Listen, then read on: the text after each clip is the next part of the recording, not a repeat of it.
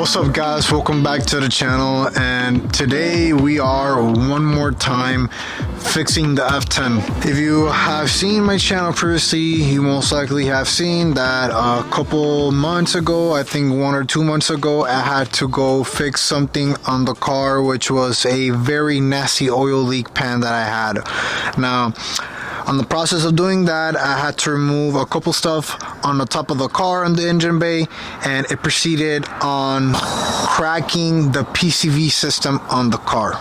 So the idea of how the PCV system works on the car is that it's kind of worked under pressure vacuum system sort of, and when you're under boost, it, you know, the pressure changes direction and so on, because the whole system has some valves. It is important because what happens is that it can alter your pressure regulation in your car, and what happened on my car is that it cracked, most likely throughout the heat cycles that it had.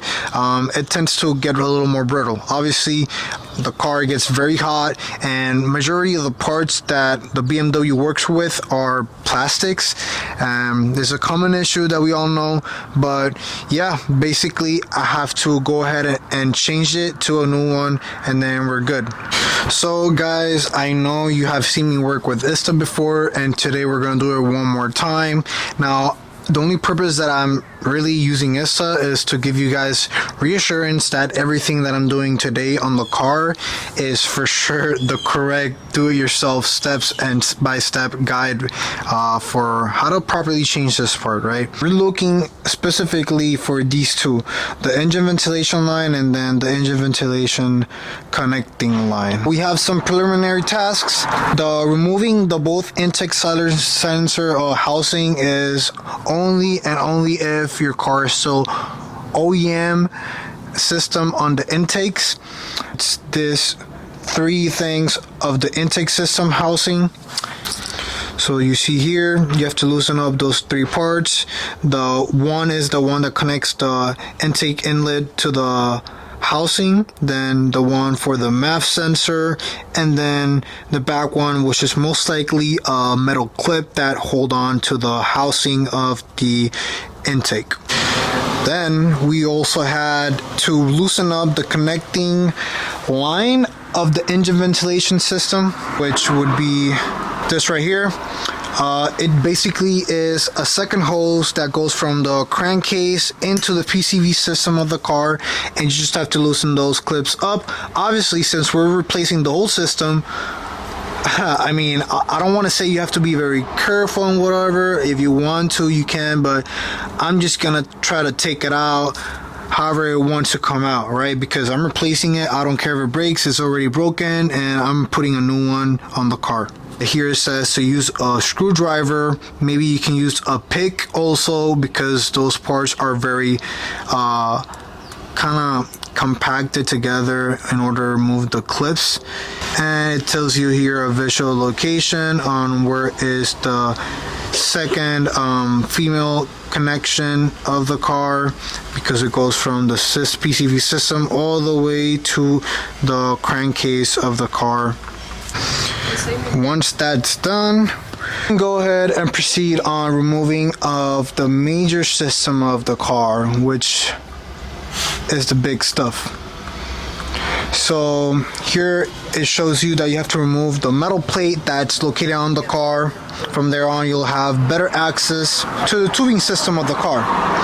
Here in this part is where the previous line that I was just showing you removed already, and from there on, you're basically just gonna have to remove it from the intake system, the inlet butt, and then from there on, you're gonna have, I think it's 2 bolts on both ends of the engine.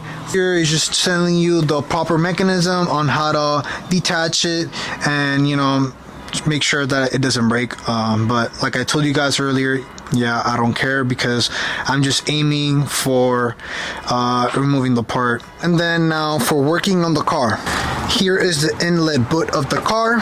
You have here and here the valve system on the car, and the first step that it tells us is to remove the metal plate, which is right here.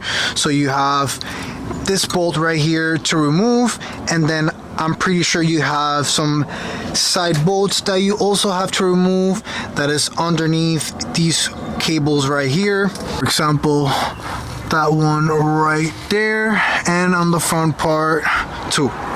Then ISTA said to proceed on going ahead and removing this pipe, and here as well it was broken, so easily we have a leak here on the system of the car.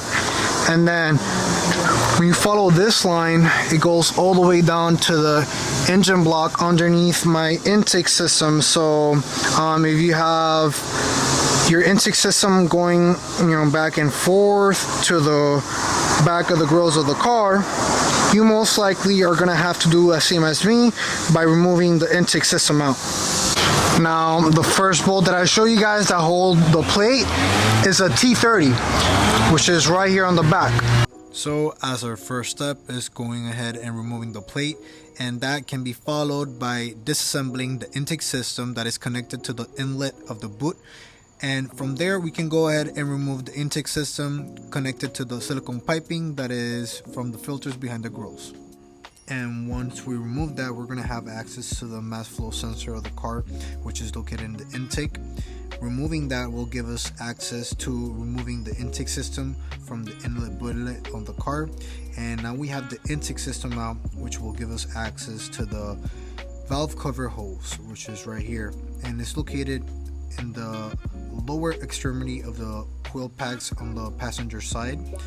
It's pretty easy to remove by pressing the tabs on the side, and from there on we can proceed on removing it from the PCV system, which is located right over on the top of the turbos. Now, one thing I want to mention is that when removing the engine ventilation line, which is the one that is connected to the engine block, as we are gonna remove it out of the car, you have to turn clockwise. So here says, for example, turn the engine ventilation line in the direction of the arrow and then pull it off the engine cylinder head cover.